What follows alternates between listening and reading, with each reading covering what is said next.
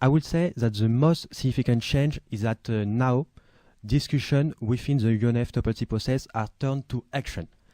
Last year, parties discussed about what should be the level of ambition within the Paris Agreement and what will be the mean of implementation. Now we have the framework, the big pictures, and all the issues for the next years will be to discuss technical issues, how to implement on the ground the Paris Agreement. I would say that one of the most important change the UNFCCC process is facing right now is to keep the spirit of Paris alive. The inclusion of a non-state actor within the process is more and more visible, and I think this is one of the most positive outcome of COP21. Now parties realize that there is no point about talking on about implementing ambition climate action if we don't include non-state actors, because the real work will be implemented on the ground by businesses, by NGO, and by local government. And now we can't have a serious discussion about climate policy if we don't include those actors in the game.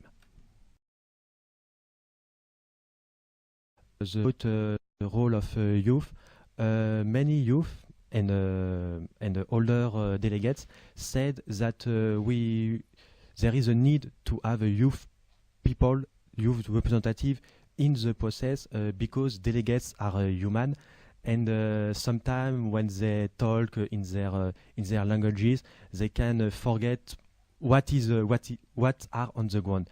And when they see youth, they can remember, yeah, we are fighting for our generation, but also for the next generation, and the outcome of our discussions will have impact for the decades, for the centuries to come. I think our role in Bonn is first to go and see and share our ideas with delegations, but also to report all what is happening in order also to share what we experience and what we saw with all the youth that are not in Bonn. Yeah, so as youth observers, we have basically we are youth, but we're also part of any NGOs, and so we have like a duty of observing anything that is happening, and we don't take part to only like education matters or things that are really related to youth, but also any matters. For example, I attended the negotiations related to agriculture and to land use. So it's not a specific topic related to youth, but I think it's necessary for this kind of rooms to have just a neutral and non-state or non-observer, non-negotiator, view, just to have this presence. And youth can play it like any other observer, but youth has also a special work to do with specific topic, as you said, and one of these topics is especially, I think, education. We are asking for a focal point on this topic. It means that one person from the negotiator delegations is like the person in charge of educations in the negotiation. And if we as youth or any like researchers or university want to pass something in the negotiations, they could discuss with him or her directly. In France we have one, but there is many countries where they're not really taking care of education, even though it's so important. We did like an event. We took a little plant and we put it like A's name, and we like asked the negotiators that were walking around to help us to make ACE grow.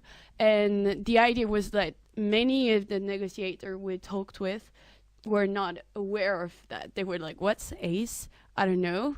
and we was like, oh, you know, it's Action for Climate Empowerment, and it's super important. And could you like talk with your delegation to have someone there on Saturday, because on Saturday there will be like really important meeting on this topic.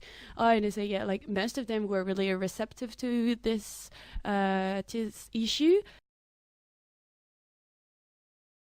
Youth Delegate program is the program that enable all parties to have a youth inside its delegation. Just before the Bonn intersession, in CliMates, we have been working on a youth delegates panorama. The goal was to find out who was the youth delegates that attended COP21. So we found that 25 countries had youth delegates for COP21. So it's good, but still it has to be improved. The youth representative need a training to understand what is the UNFCCC process about, how does it work. That's why in CliMates we made this panorama of the youth delegates program, but we see this panorama only as a first step, because our what we have in mind is to launch program to train youth representative, both youth delegates and representative from YOUNGO organizations. I think the step to implement the youth delegate program in a specific delegation is just to ask, because I think that most of the delegation just didn't think about it, because they have so much work, so much things to deal with. So youth organization in a country should talk with their Minister of Environment or Foreign Affairs, it depends of the country, and say, hey, what do you think about having a youth delegate within your delegation? For example, in France, as it was said sooner, a youth delegate was nominated by the French government for COP21. And this happened because the REFED, the network of the French network of Sustainable Development Organization and CliMates, talked with the French delegation and asked to have one or two youth delegates within their delegation. When we arrived in Bonn, we had this report that was ready to be presented to all delegations. So when we arrived on the second day, we had a meeting with the French delegation.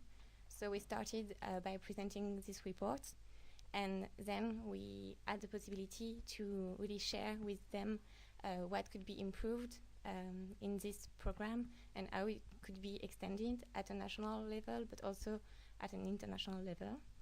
So it was great, and we really felt that they were open to discussions and really interested by just talking with us. And we were not only youth, we were youth with ideas and something to say. Had the chance on the second week to meet Christiana Figueres. So it was a meeting with all the YOUNGO, and we presented what we were expecting for COP22.